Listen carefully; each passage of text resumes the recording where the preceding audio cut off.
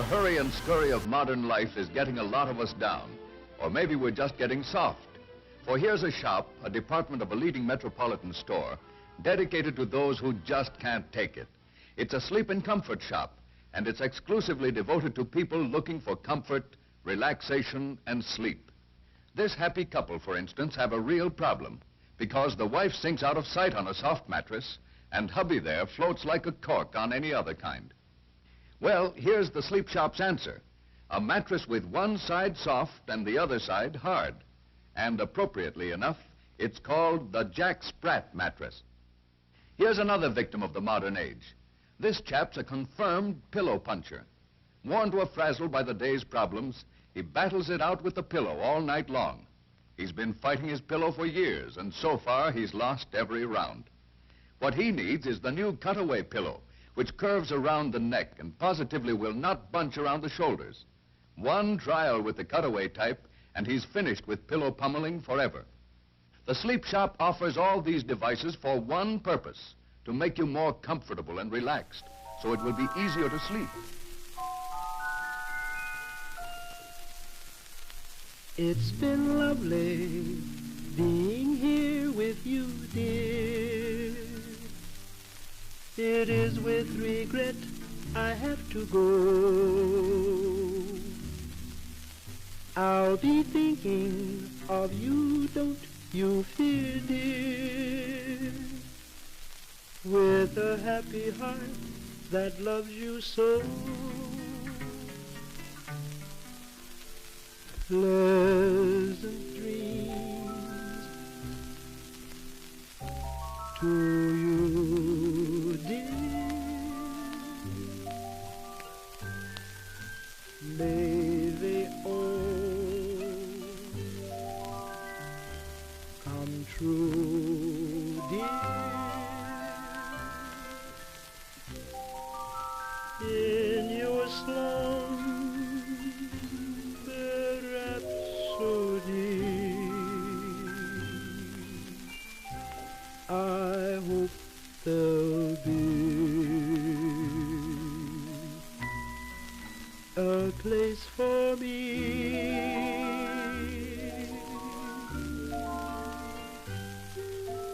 Kiss me sweet,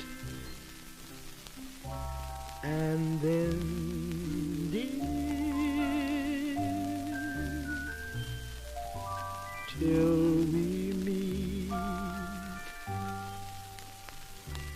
again, dear. Dream a dream that's meant for two.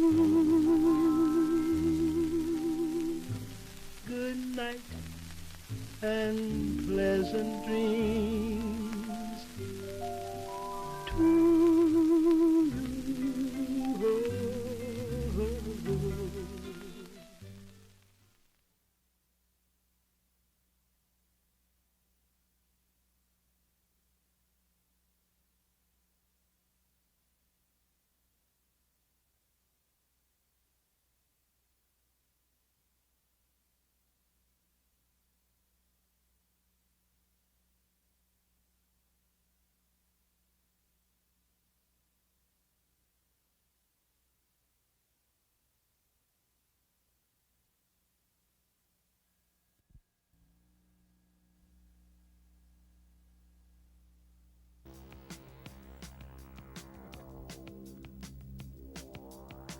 Sonoma County,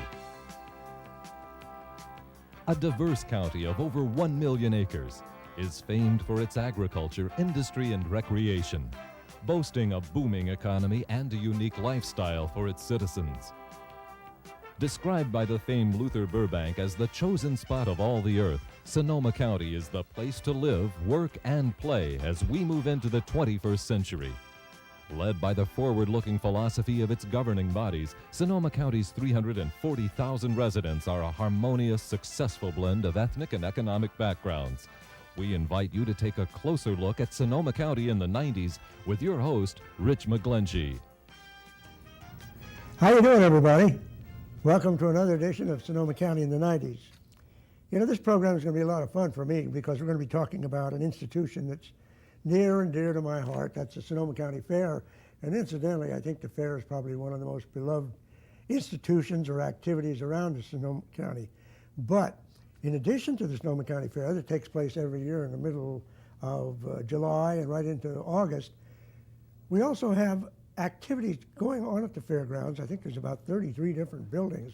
There seems to be something going on in a great many of them all year round. And our guest on this show is Roger Hayes, and Roger is the controller for the Sonoma County Fair. I guess you know that means the money man on the fair. So we're going to find out about the money, and we're going to find out what goes on. Roger, it's nice to have you here to talk about this because the fair, everybody loves the fair. Thanks a lot, Rich. It's great to be here. I know you're a long supporter of the fair, and I don't know, how many fairs in a row have you been to now? I've been to every fair since 1936, except the 2 years I was in the Army.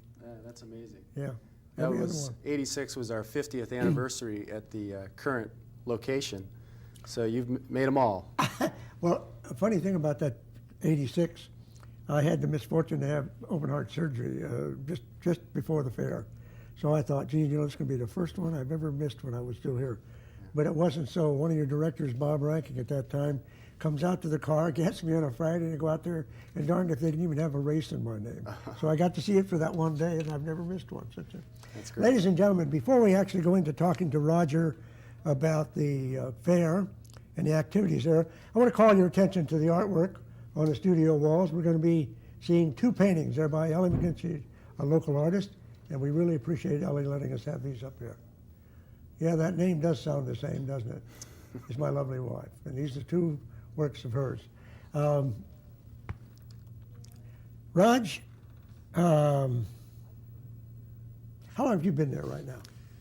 I joined the fair in June of 1987, and so I've made the last 4 fairs, 87 through 90. And of course, I grew up in the county, so I, like you, have been going to fairs for almost 30 years. Let's start off with money. What's the fair's annual budget? Our budget for 1990 was over $9.4 million.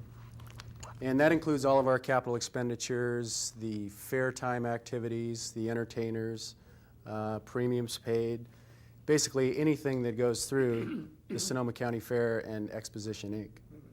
9.4. The fairgrounds, you know, it really is fun to be a part of that every year because it has such a history. It goes back, our modern fair goes back to 1936. But as I tell people every year when we are out there doing a show, we really go back to 1856 was the first fair in the county, not here on these grounds, but for many years the fair kind of bounced around to different cities. But since 1936, it's been right there on our good old fairgrounds, and and every year it gets better, it gets more popular, right? Yeah, absolutely. One of the things that really strikes me is that our fair attendance this year was over 357,000, which is roughly equivalent to the county's population. Now, not everyone in the county comes to the fair. A lot of people come multiple times, but still, it's quite amazing. It is indeed. You know, Roger, one of the things that the audience is probably asking itself right now is what does this cost us? You know, everybody's thinking in terms of taxpayer dollars, that sort of thing. Does the fair receive any money, any tax money from the county's general fund? No, the fair receives absolutely nothing, not a penny from the county's general fund. We're entirely self-supported based on our revenues from the fair, and as you mentioned, we rent out the facilities during the year. We also have the satellite wagering facility, which operates year-round and contributes quite a bit of money. So we are completely self-funded, and in fact, we contribute to any overhead costs that the county incurs on our behalf, since we are a county department. Go back just a minute to what you said a couple of moments ago. The fair, what was the fair attendance in 1990? It was over 357,000. Now, is that everybody paid at the gate for that amount, or is that total? That's our total attendance. The paid attendance was roughly 285,000, and the difference is basically employees, exactly, livestock exhibitors, junior livestock auction buyers. They are providing a community service, buying the animals. They receive a pass to get in. And then employees of concessionaires, that's the difference. There's very few of basically complimentary passes. A few are given out to certain organizations. Oh, how well I know. But not too many. We have really strived to make it that everyone pays. We don't want people feeling like some people are favored sons and are getting in. We tried to make it so everyone pays. And we keep our admission price fairly low at the $4 Yeah, we're range. going to talk about that at the end of the program, one of the latter parts of the program, and that is very, very important, the fact that you do that. But 370-some thousand and almost 290,000 that paid, that's success. Yeah. That's considered. And you know, when you stop to think of it, we'll talk about the amount later, but basically the amount for an adult is $4.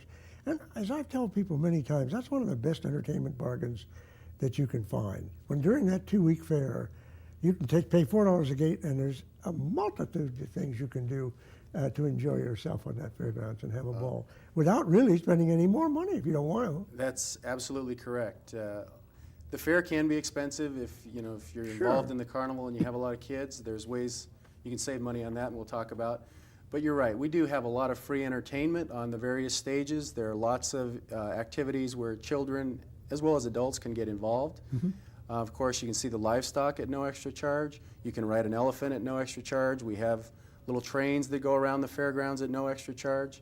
So there are a number of free activities for the $4. Racing, horse racing is an important revenue builder for the fair.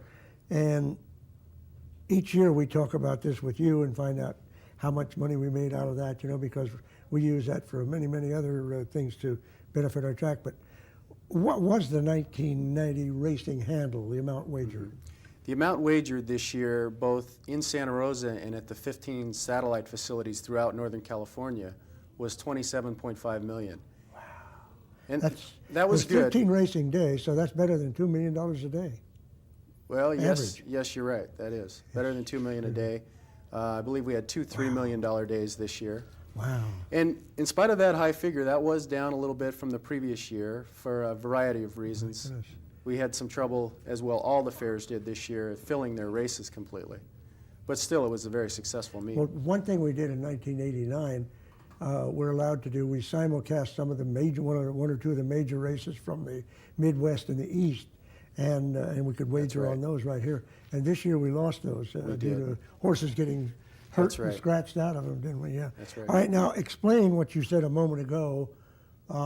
You said on the track and the 15 satellites. So one is on track while you're right here, bet here, and the other is bet elsewhere. That's right. Explain that a little bit. Okay. So from starting in 1987, the Sonoma County Fair, started to simulcast our race, basically send the recorded signal of the race up to a satellite, and then it's beamed down to 15 fair locations, as well as 2 racetracks in Northern California. Local people in those vicinities can go to those tracks and wager on our races. Of course, that expanded our market dramatically. Previous to simulcasting, we used to have about $15 million in handle. Now we're up to 27. The other thing that's done as far as benefit our local fair in parking is it's taken a little pressure off the crowds coming to Santa Rosa, and we have a little bit better parking situation as a result of that. Yeah, we have a lot of people coming. Well, let's see, we talked about 285,000, and into 13 days, you're probably talking about in the 20s every day, 22 to 25,000 people a day. In fact, it'd be just slightly over 25,000 people a day on that basis. It's coming. That's paid admission coming in. Yes, that's and you right. talk to 370, you're up to 40,000 almost a day. Yeah. So it's amazing that with that many people, if we didn't have the satellites, that would be once and a half that amount, and we'd really have no parking. Absolutely, especially on the first Saturday. The first Saturday of the fair is generally the largest attendance day. It's around 40,000 every year, and that's with simulcasting. And you're right, it would be, and at that point, we do sell out for a brief period of parking on that day, and I think we're fortunate that the simulcasting helps spread that crowd out a little bit. We should probably digress just a little bit or back up a little bit. The hierarchy of the fair. Jim Moore is our general manager now, your boss, and who else is working out there right now, the key people, you might say? Well, there's really a number of key people. There's over 40 full-time county employees who work for the fair, and they're all key in their own way. Everyone plays a very vital role. And of course, the duties are broken up. I, being the controller, basically oversee all the financial end as well as other duties that come up. Michelle Wakeham DeSoto is our assistant manager, handles the scheduling and rental of the facilities throughout the year. Oh, yeah. Jane Engdahl puts on all of the special events during the fair and gets involved in other promotions year-round. Yeah. Sheila Quince is the exhibit supervisor, puts on absolutely, that right. program. Jim Hughes is our building and grounds superintendent. I could go on and on. I realize that. Yeah. And these people all play key issues, I know, out there. Or not key issues, they play key roles. They I'm really trying to do. say, yeah. What were the total, now how many concessionaires would you say? Let's just say food concessionaires. Do you have any idea how many you have out there? Roughly 65. 65. 65 this year. Now, those people I know are dispensing that food from 10 o'clock in the morning on. Oh, yeah. What were the total food sales during the 1990 fair? Do you have that? Yeah. It was roughly $2.4 million just in food and beverage sales this year. That's $2.5 million. Yeah. With the That- hot dogs and oh my God, pastry, puffs, spaghetti, Abs- you name it, corn you name dogs. It, yeah. It was up 7% Was it? from last year, yes. Yeah. And And that's even though you had, did you say you had slightly less people? we did have slightly less, but the concession that's sales were up this year. Roger, what percentage of the fair funding comes from the fair? From the fair itself? Yeah. That's a good question, Rich. About 3/4, 75% Uh-huh. of our $9 million comes just from the 2 weeks of the fair. And the bulk of that really does come from the racing revenues. Yeah. Yeah. All right, now, two other things. Satellite wagering and then non-fair activities, which we've helped, and I know from my office, publicized for years to get more and more people to attending the events that take. I mean, we have tremendous things out there. Those horse shows, the Scottish Games, the Harvest Fair, all those magnificent events that take place out there. Absolutely. But what about satellite wagering and non-fair activities? What do they provide? Non-fair, let's start first with the non-fair Okay. facilities. That's about $1.2 million in revenue for 1990. And as you mentioned, the Caledonian Games, Harvest Fair, the home show. We have spring and fall home shows and various crafts fairs around the holidays. 1.2 million is a significant amount, but it's still about 15% of our total revenues. And we're looking to expand that non-fair use of the facility. You don't have to just put on a major event to rent the fairgrounds. We have a number of wedding receptions, company Yeah. picnics, various company meetings. We have a variety of facilities to address a whole host of needs that the public might have. Have a big free 4th of July celebration out there, too. That's right, 4th of July Even celebration. includes a racing seminar. That's right. That's a secret. Nobody knows that. They will next year, Rich. All right, listen, Raj, we're going to pause just a moment. Let the station bring the audience a public service announcement. When we come back, we'll talk to you more about how the fair is managed and your board of directors and other factors about it. Ladies and gentlemen, Roger Hayes, controller of the Sonoma County Fair, and I will return right after this important message. You are watching Sleepcore, media for sleep.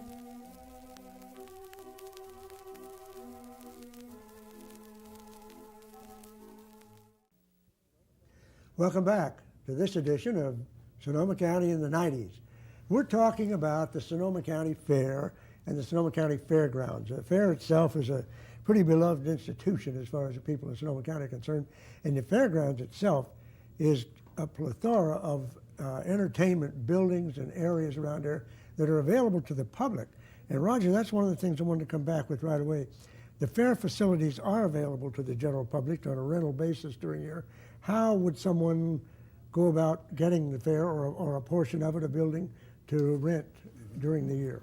That's a good question, Rich, and it's really quite simple. All one needs to do is call the fairgrounds at 545-4200 and dial extension 207 to speak with Michelle Wakeham DeSoto. Or if you happen to be near the fairgrounds, stop by the administration office. Our staff there will be more than happy to help you. We have a rental sheet, can go over whatever type of event you might wish to have and explain it to you, give you a estimate of what the charges would be, and you can go from there. All right, now let's get into the management of the fair itself. How is the fair managed? when I ask that, I know that you do have a board of directors. How many of those are there? How are they appointed? And who's the fair manager? Well, the fair manager is Jim Moore, who you know from his days at the county administrator's office.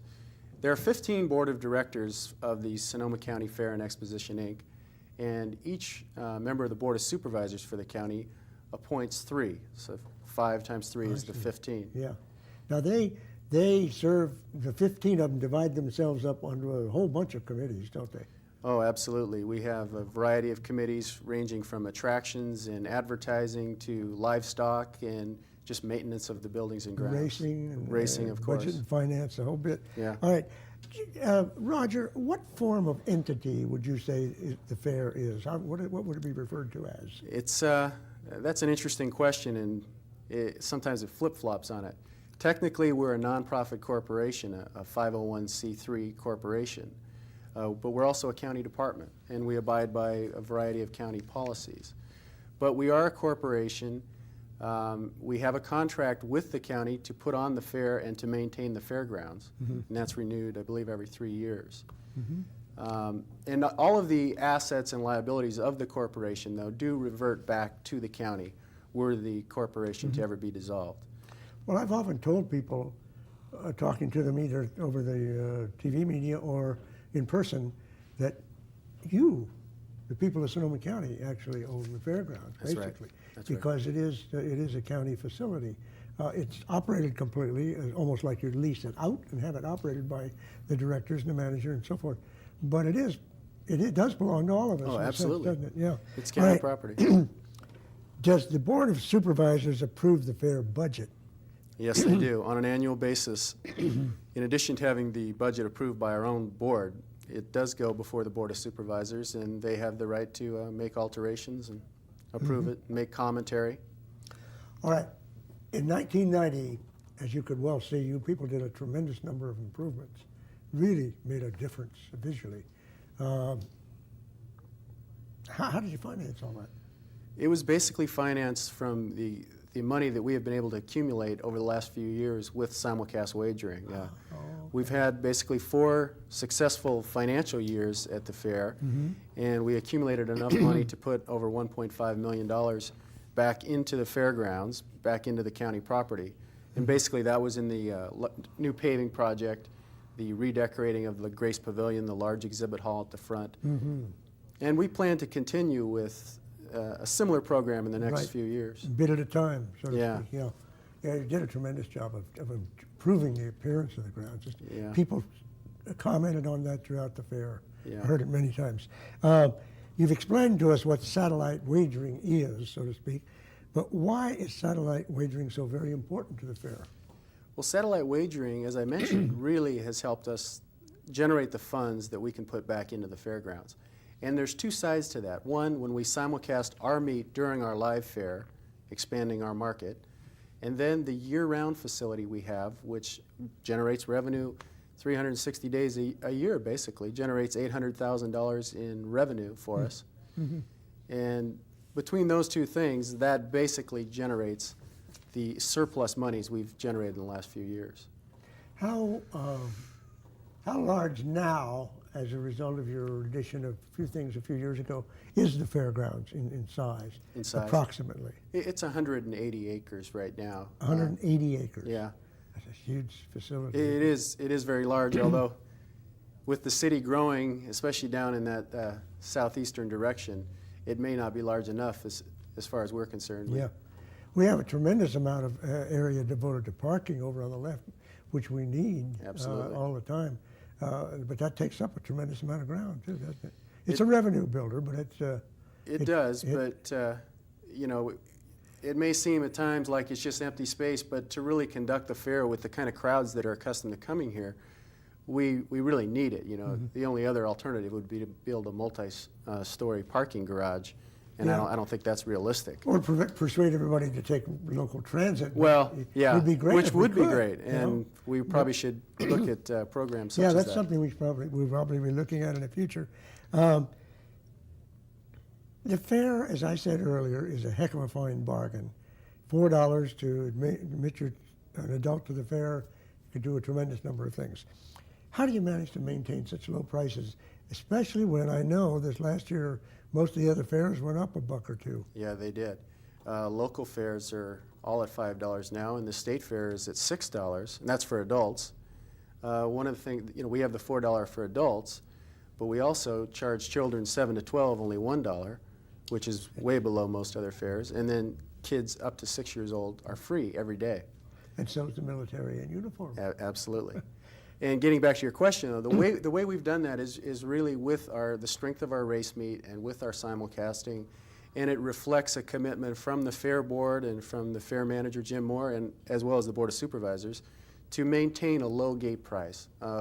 One of the things we want here, we want the local citizens to come to the fair, and we want them to come more than once. And that's why we really advocate the $4 gate. Well, I know, Roger, during the fair, I don't know how many you can tell me, but during the fair I know there's one hell of a lot of people working out there. They're all over the place, necessarily so. But how many people do you employ during the fair, and then how many people do you employ year-round? About 850 during the fair. During the fair, wow. Working just for the fair now, I really don't know, but I'd have to say it was double that if you considered all the people working for the concessionaires. Yeah, and the carnival. Absolutely. Yeah. Year-round, there's about 50 people who work for the fairgrounds. Yeah. It varies from season to season. Obviously, it builds as we start to prepare for the fair. I think the thing that surprises people that are not aware of this is the amount of work that must go on during the off-season to keep everything up. Yeah. In particular with the Hall of Flowers, which is something we haven't even discussed, but we did a survey in 1989, and that is the overwhelming favorite of the public as far as an attraction at the fair. But the construction on that actually begins in April, and the design work on it starts right about November of every year. Well, I talked to Jackie Giuffre this last year, and I said, now you've got a nice show. This is your third one in a row.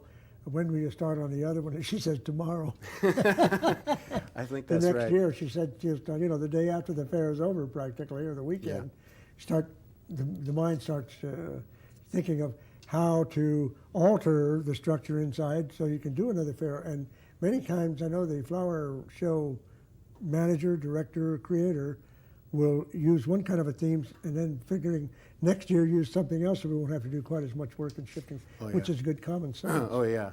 And we encourage that because, as everyone saw this year with the large pyramid structure, there's a great deal of construction work that goes on with that. And unfortunately, only about 10% can be used for more than 1 year. We'll talk about this before next year's fair, certainly, when we have you folks back over to visit. But as best you can right now, tell the folks, how can a family save money on the fair, like with carnival tickets, admissions, that sort of thing? That's a real good question, Rich, and I'm glad you asked that.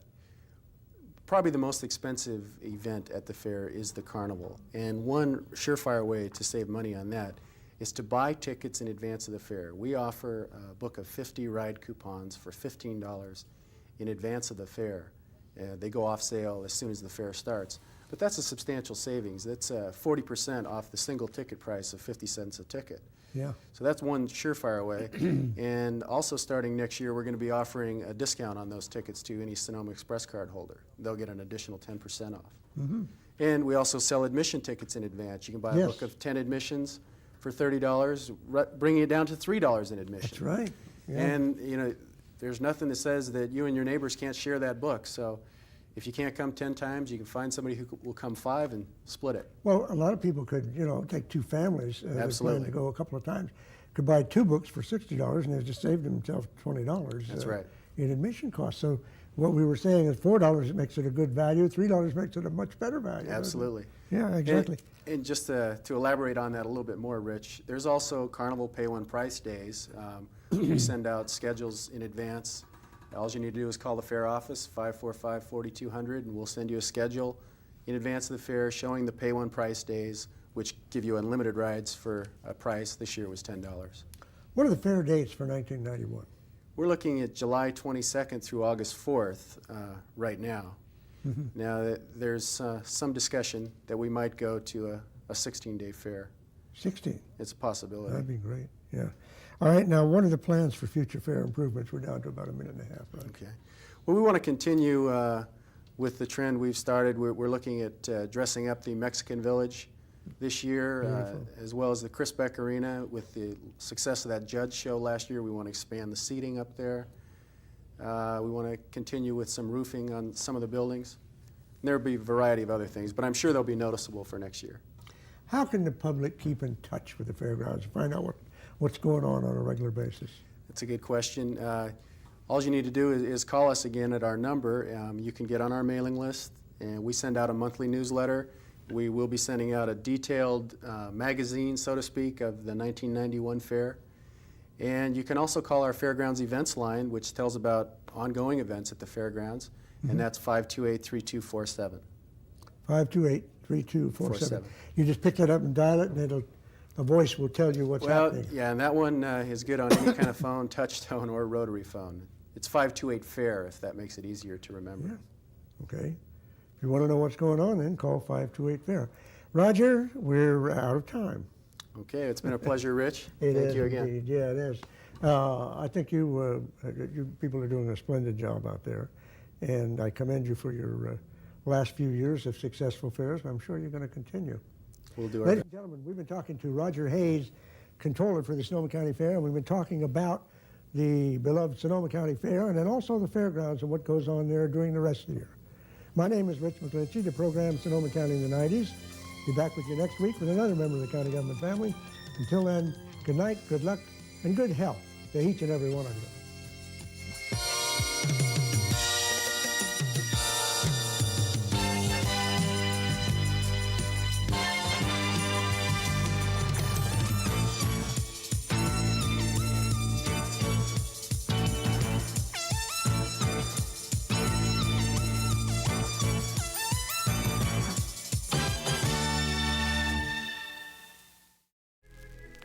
You're watching Sleepcore. Pleasant dreams.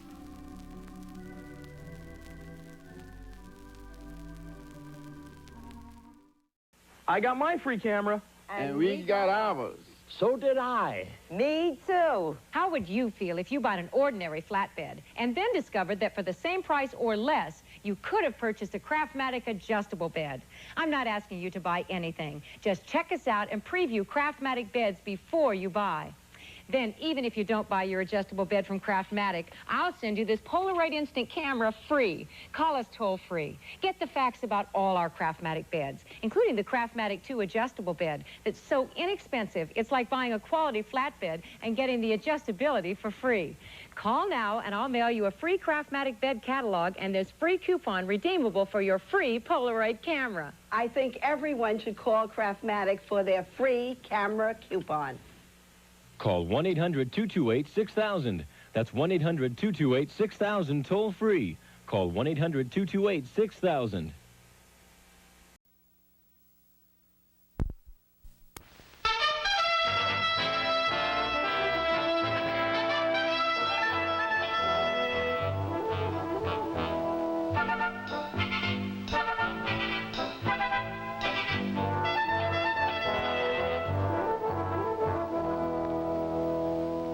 This is a businessman. His business is organized crime. His products include gambling, narcotics, vice, loan sharking, stolen goods, labor racketeering, and goons for hire. Illegal gambling brings in his biggest profits, working capital to finance other criminal activities. Bribery and corruption of public officials, including some police officers, almost always accompany large-scale illegal gambling. The law enforcement officer must avoid any such involvement. Besides corrupting the community he is sworn to protect, involvement puts him in personal jeopardy from local statutes and from the Organized Crime Control Act of 1970. This provides federal penalties for public officials who conspire to obstruct enforcement of local laws against gambling. Besides protection, organized crime provides layoff service for bookmakers and numbers operators, two of the largest illegal gambling activities. This call comes from the office of a numbers operation. The office manager may be called a controller, the office a drop, checkup, or counting house, the clerk's inside men, varying with the locality. Here, numbers bets are received and tallied, necessary records kept. Numbers operations take bets on number groups, usually 3, in a given order. Digits are determined by drawing, as in policy and bolita, or by daily published figures such as pari-mutuel payoffs, treasury balances, or stock exchange action. A lookout guards the outer door to the numbers office. But this and the other elaborate security precautions are no match for good police work. A stakeout team has had the building which houses the numbers office under visual observation. Binoculars pick up significant details of visitors and their cars. A telephoto camera records any suspicious activity to be later used as evidence. From this command post, the officer in charge maintains radio contact with other police units, prepared to coordinate the coming raid with citywide arrests of numbers salesmen. The numbers salesman is usually called a writer. He may work a regular route or from a fixed place of business. Most of the bets are small, but the day's total will be surprisingly large. The marker lists the 3-digit number and the amount bet. Markers are prepared for secure delivery to the pickup man or runner. But numbers sellers need customers. They cannot long remain unknown to the police. Winning numbers are called hits. The writer pays off his few lucky winners. The payoff on a straight 3-number bet runs from 400 to 600 to 1. Smaller odds are paid on cut numbers, those heavily played because of superstition or other reasons. Correct odds should be 999 to 1. This differential leaves a small percentage for the writer. Huge profits for the numbers operation. The temporarily happy winner is not the target. The stakeout waits for bigger game. The runner works for the office or bank that owns the numbers operation. He controls as many writers as he can handle. He makes his pickup like an ordinary customer to avoid detection. This time it doesn't work. His departure is noted, and the command post watching the numbers office is alerted for his arrival. The runner reaches the innocent-seeming outer door of the numbers office. The lookout's signal clears him through the secured door inside. Unit 5, take the lookout as planned.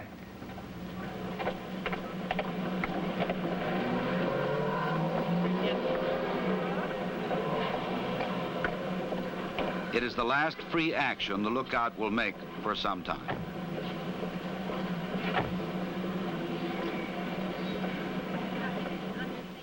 The heavy door with its alarm system is opened for the runner, bringing in the last of the day's bets. The cash has probably been routed separately to another location called the bank, headquarters, or clearinghouse. The clerks have run up the totals, and the controller is ready to make any necessary layoffs on heavily played numbers through an agency of organized crime. A pari-mutuel payoff at a distant track determines the final digit of the winning number.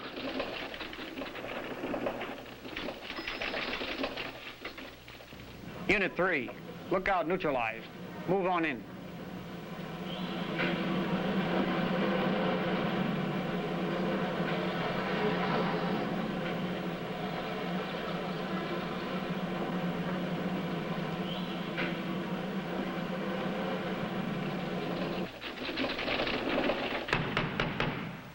Police, we have a warrant.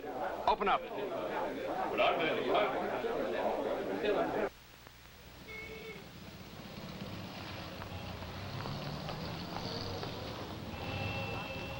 Police, open up or we're coming in.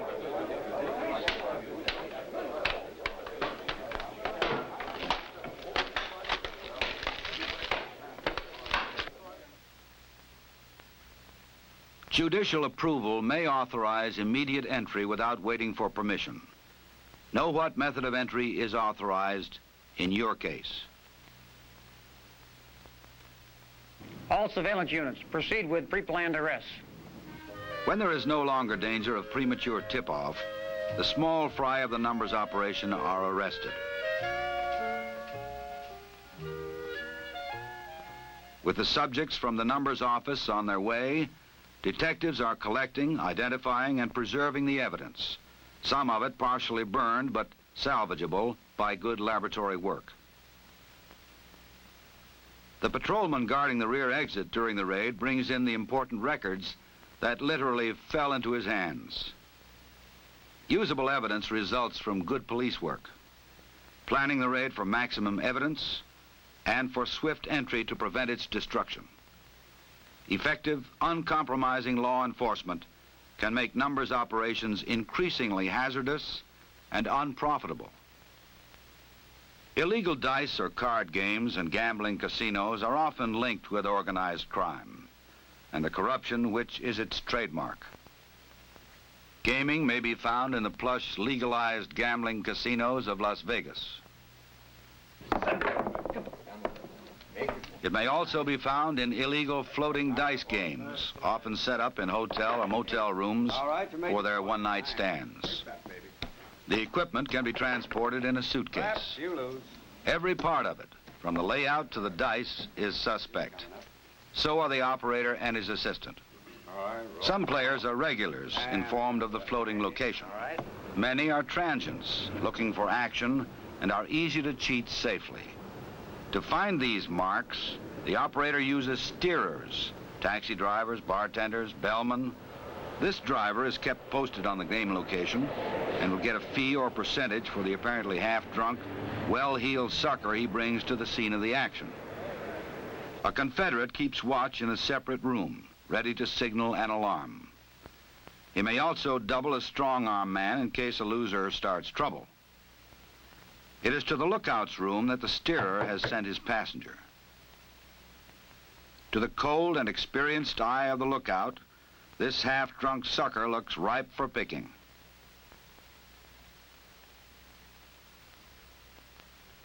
He gives him the room number of the floating crap game and signals the operator to expect him. This time they have the wrong sucker, a suddenly sober undercover detective. His concealed mic gets word to the team waiting below. Unit 5, this is T1. The lookout in 514 has an alarm buzzer in the door frame. I'm proceeding to the game in 519. Monitor me and execute the plan when gambling is established.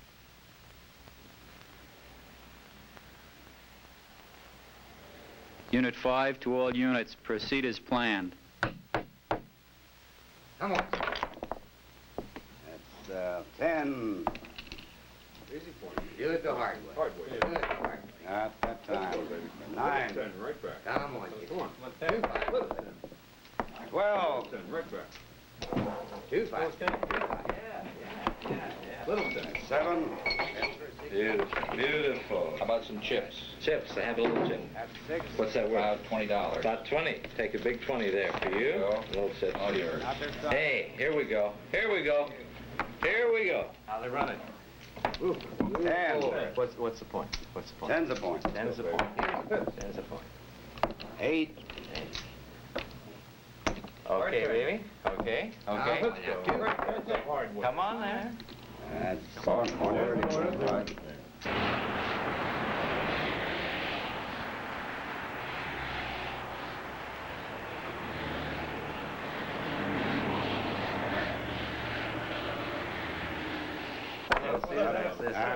6. All right, I think the man. Statutes concerning players in an illegal game vary from jurisdiction to jurisdiction. 7.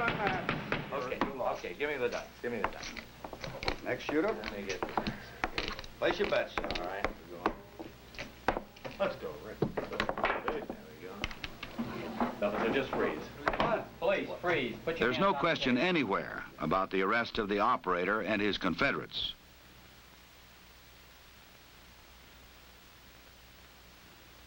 Besides police testimony, the case will depend upon the considerable amount of physical evidence and its nature. It will be carefully identified, marked, and preserved for the trial.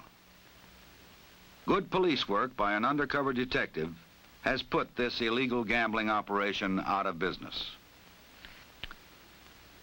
Bookmaking is a most profitable enterprise for organized crime, which provides two essential services to the individual bookmaker: laying off his bets and furnishing the information he needs to calculate his odds.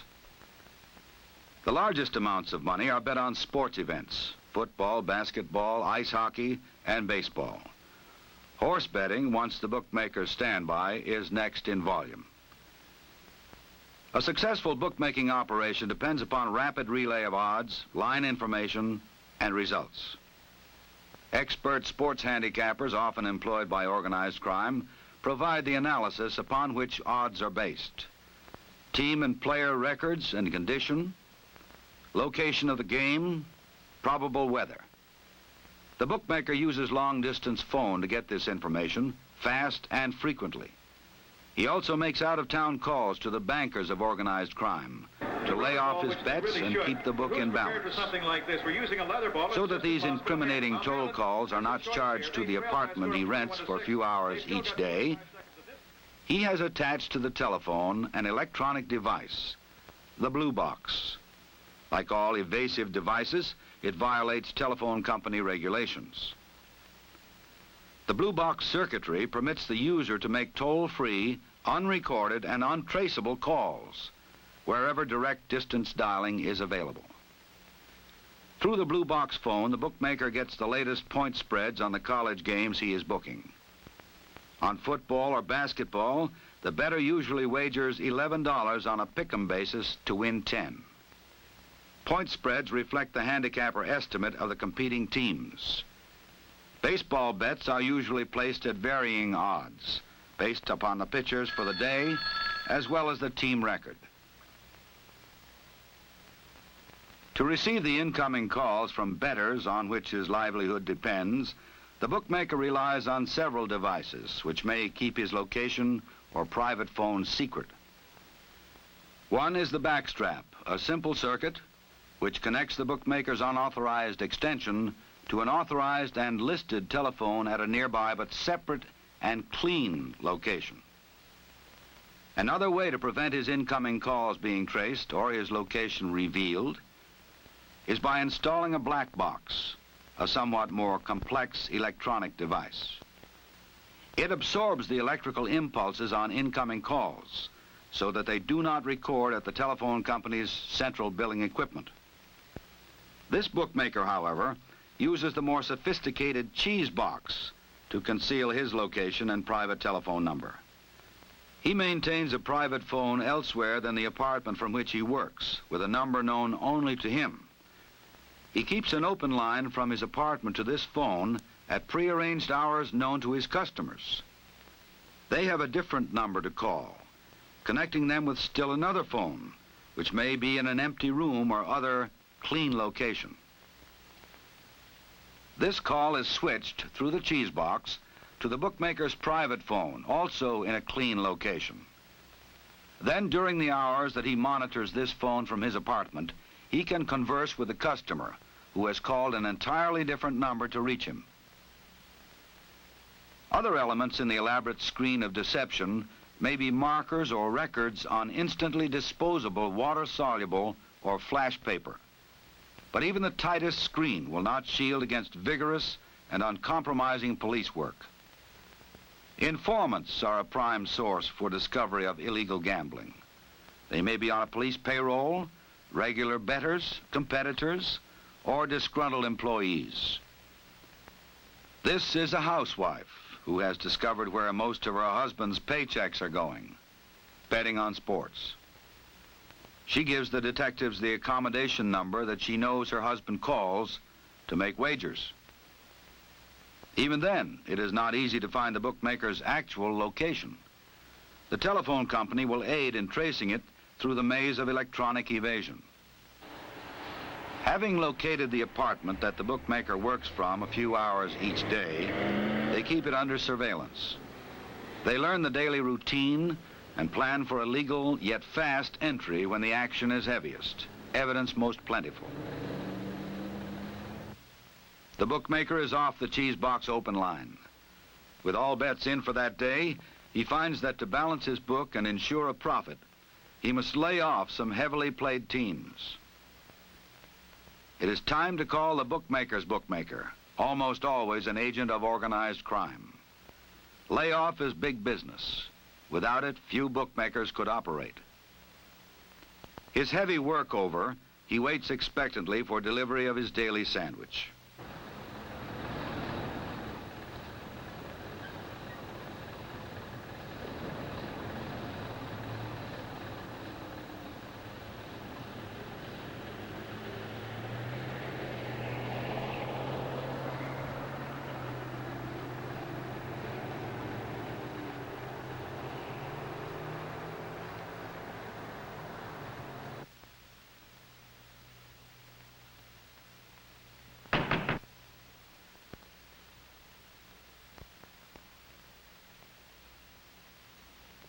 Information leads to investigation. Investigation to surveillance. Surveillance to apprehension. It pays off. Armed with a warrant, police planned their raid when the maximum evidence would be on hand, and with minimum chance for its destruction. There is no cooperation from the bookmaker, but their continuing investigation will uncover other evidence. The unauthorized electronic equipment, the testimony of the not-so-innocent owners of the apartment. They find the water-soluble paper on which the bets were written, and a little black notebook listing the bookmaker's layoff and line odds sources. They lead directly to organized crime. Without organized crime to bank numbers, lay off bets, protect gaming, and bribe some officials and police officers, illegal gambling could be stopped. 2 gentlemen from the FBI to see you, sir. You, the officer, must be aware of the connection between illegal gambling and organized crime. Only honest, aware, and informed law enforcement officers can bring the organized criminal before the bar of justice. Only incorruptible, impartial, and stern justice can make him pay for his crime. You must be informed on the major types of illegal gambling, their MOs, and the applicable gambling statutes in your jurisdiction. You must be trained in effective techniques to discover the illegal gambling operation through informants, observation, and investigation. To follow the operation as close to the top as possible. To plan the arrests so as to acquire and preserve the necessary evidence for conviction.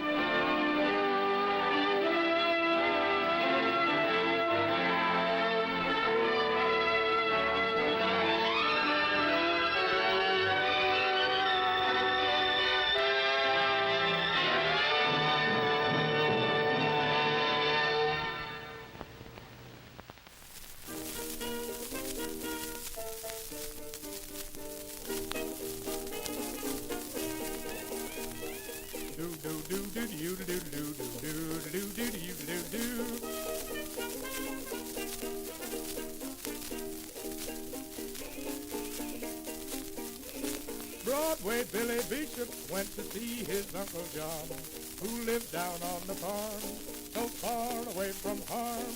He'd heard about these girlies from the country o'er and o'er. He thought, you know, that they were slow, but now you'll hear him roar. Country bred chicken fed, who said country girls were dead? Listen, boy, they got my eyes a-blinking. If you think they ain't wise, start in telling them some lies. They'll open up your eyes, I'm thinking. 'Cause they get out instead of in their bed at early dawn. That's the way they never miss the thing that's going on. Country bred and chicken fed, like Patrick Henry said, give me the country girl from mine. Country bred and chicken fed, park their shoes beneath my bed. Anytime I find one who will marry. If you think they are dumb, go think of another one. You're wrong, and so's your Uncle Harry. The girlies in the clover ain't so slow as you expect, but try and put one over and you'll get it in the neck. Country bred and chicken fed, got me crazy in the head, but give me the country girl for mine.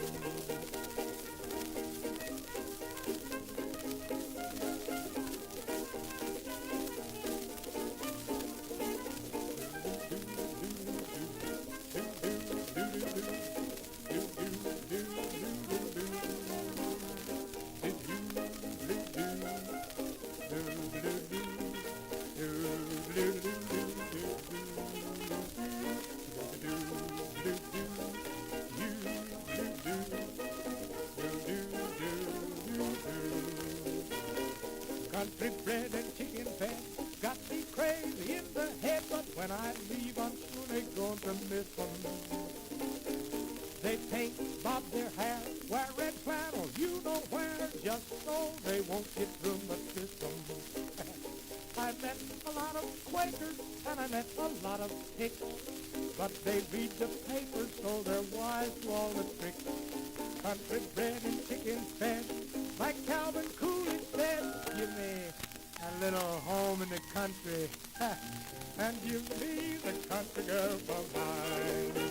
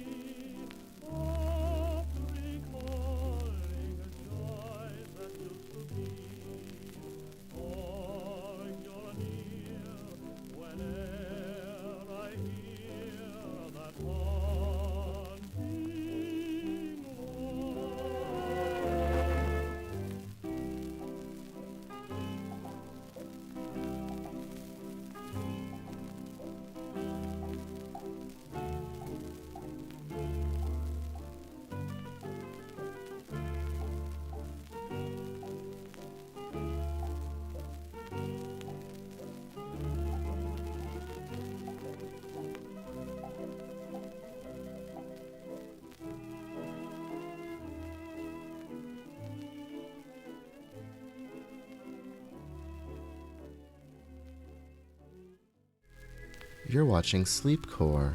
Sleep tight.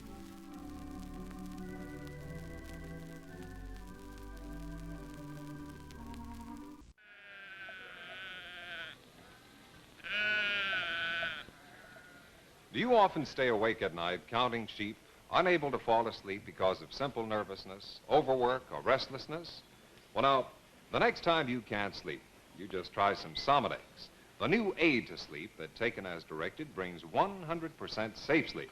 Remember, because this is important. Somadex contains no barbiturates, no bromides, no narcotics, and it's non-habit forming. What's more, Somadex's combination of special ingredients helps calm down jittery nerves, helps you feel more relaxed. So, if you often can't sleep, why, just take some Somadex for more natural-like sleep with 100% safety. Somadex gently lulls you into sound, restful sleep. In the morning, you wake up refreshed, without morning after grogginess. So don't spend another sleepless night counting sheep. Take Somadex as directed for 100% safe sleep. No prescription needed. Money back if not satisfied. Get Somadex at your drugstore now.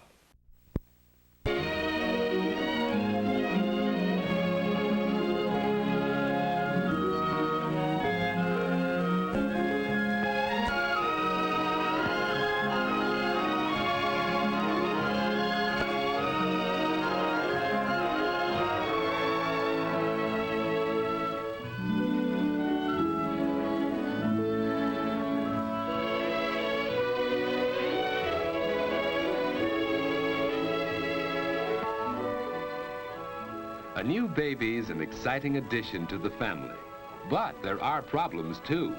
He's always asleep. When's he ever going to be any fun? All he ever does is eat and sleep. Yes, eat and sleep. And that's just about all you did too when you were a baby. You had to depend on your mother for all the things that you needed. She had to feed you, to bathe you, to put you down to sleep.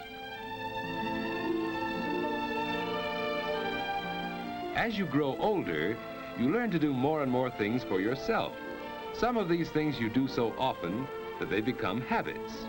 Everybody has habits. Dad likes to read his newspaper every evening in this same chair. It's one of his habits. Habits are things you do naturally without having to think about them. Martha first had to think each step when she tied a bow knot. Now she can do it easily and quickly.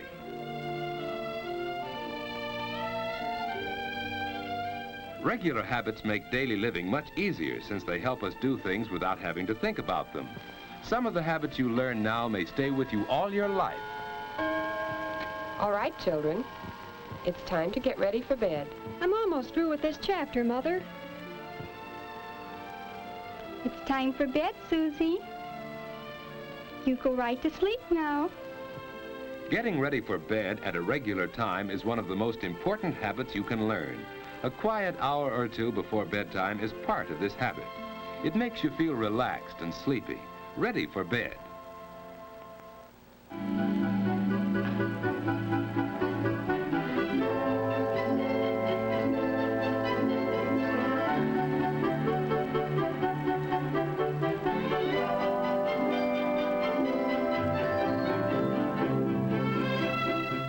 Washing up is part of the going to bed habit.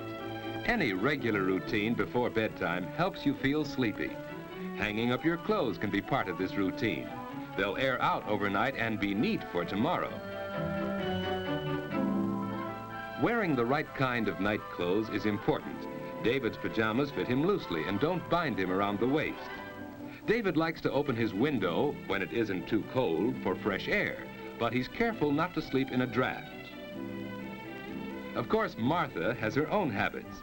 Instead of opening her window, she gets fresh air by opening her door a bit. Good night, David. Good night, sis. David's bed is comfortable and the mattress isn't too soft. The covers on his bed are warm without being heavy. And so David's ready for bed at just about the usual time. Of course, he sometimes stays up later, but that doesn't happen often enough to change his going to bed habits. Now to sleep. Some people go right to sleep, others take longer. Because David has regular sleeping habits, he usually drops off very quickly.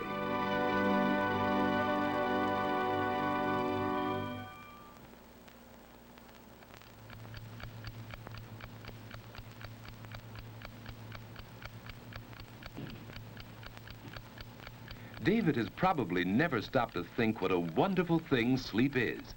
In sleep, the muscles of the body are relaxed. It's the most perfect way to relax that we have. Our breathing is slower and deeper when we sleep. The body's temperature is lower. Even the heart beats more slowly. The whole body is resting. To rest all our muscles, we turn in our sleep. Some people turn often, others not so often, but we all do it. It's a normal part of sound, healthy sleep. Dreams are normal too. Often they're suggested by things around us while we sleep.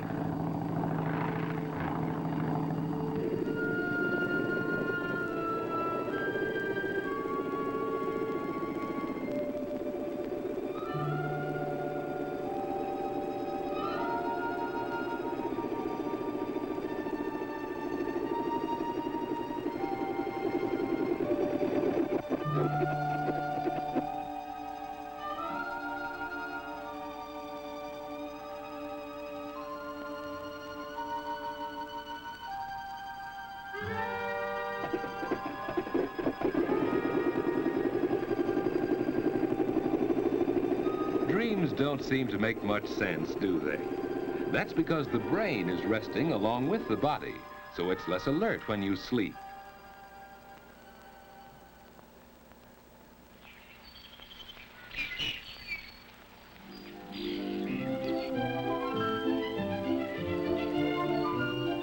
After a good night's sleep, you usually wake up easily and naturally.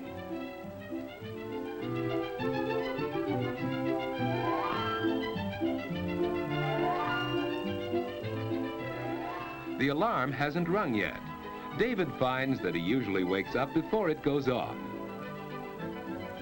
Of course, it takes him a little while to get fully awake. You're never at your best until at least an hour or two afterwards. That's one reason why getting up early is so important.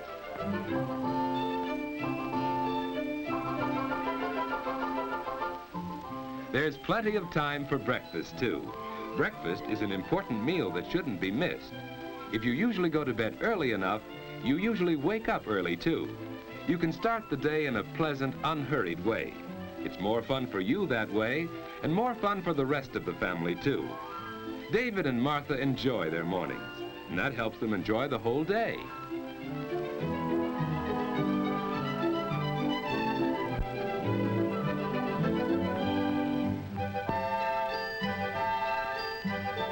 As the day goes on, you get more and more value from your regular sleeping habits. Plenty of sleep helps you to be bright and alert to the very end of the day. But what about bad sleeping habits? George just doesn't get enough sleep. And now in the afternoon, he's tired. It's hard for him to pay attention in class. When the teacher calls on him, George just can't seem to remember things that he really ought to know. George doesn't realize it, but his main trouble is bad sleeping habits. Last night, for instance... No, Muggsy. Don't rub me out. I didn't do it. Honest, I didn't. No rat's gonna squeal on me. You know too much, Limpy. You know I wouldn't sing, Muggsy. We've been pals too long. Slat saw you in the DA's office. Sure, I was there, but they didn't get nothing out of me. Then why was the coppers around here today? I don't know, Muggsy. I don't know. You squealed, that's why. You put the finger on me. You can't do it, Muggsy. You can't. You can't. Oh. Oh.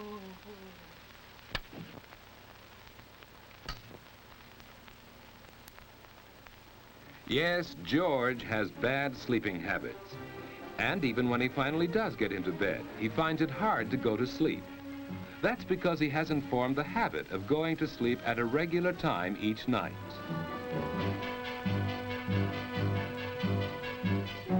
And it's just as hard for him to wake up in the morning. George! George!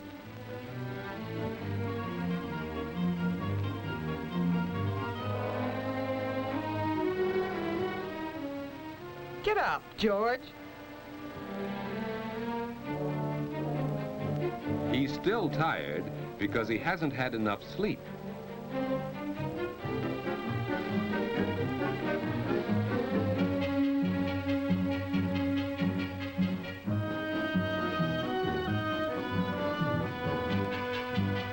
Hey, Mom, where are my books? On the mantel, dear. George, close the door. The morning starts badly, and the whole day goes badly when you get too little sleep too often.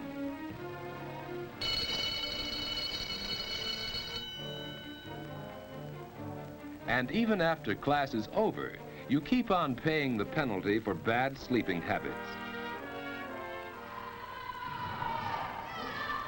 You don't have much fun when you're tired and low in energy. Lack of sleep makes it hard for you to do your best. You just can't seem to get into the game and have fun the way the other fellas do.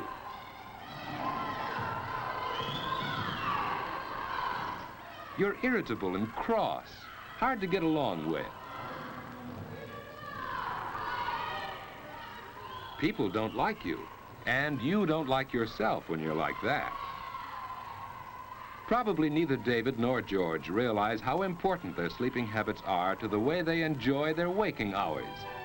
Going to bed at a regular time each night makes it easier for you to go right off to sleep instead of lying awake long into the night. You wake up easily and naturally without having to be dragged out of bed. And most important, your day starts right and stays right. Both David and Martha have learned that good sleeping habits help you get the most out of everyday living.